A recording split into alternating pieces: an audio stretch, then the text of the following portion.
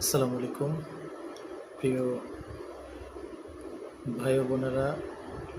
আপনারা জানেন বাংলাদেশে নতুন একটা আইন তৈরি হয়েছে। আইনটা কে বা কারা করছে জানি না, তারা আসলে চিন্তা ভাবনা করে করছে কিনা সেটাও জানি না।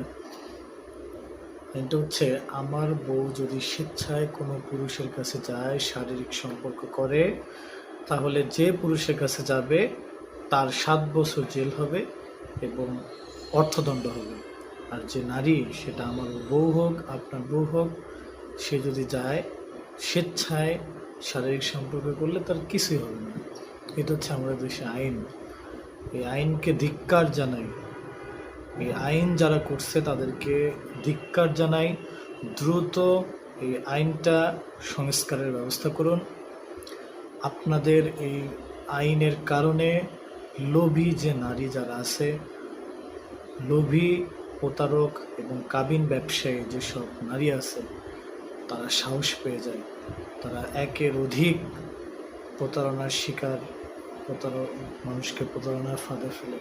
তাই আপনাদের বলবো, আপনারা সুষ্ঠু প্রত্যেকটা জিনিস, পুরুষ মানুষও খারাপ আছে, মেয়ে মানুষও খারাপ, কিন্তু নারী হচ্ছে অধিক বেশি খারাপ।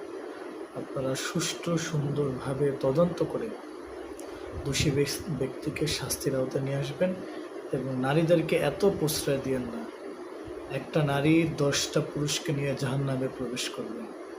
অতএব আপনারা নারীদের, যারা কাবিন ব্যবসায়ী, কাবিন নিয়ে ব্যবসা করে, অনেক মেয়ে মানুষ আছে ঢাকা শহরে, বাংলাদেশে, যারা কাবিন, আর এই কাবিনটা অনলাইন সিস্টেম কোথাও করে নেই, যার কারণে তারা বিভিন্ন এলাকায় বিয়ে করতে পারে, যার কোনো প্রমাণ থাকে না।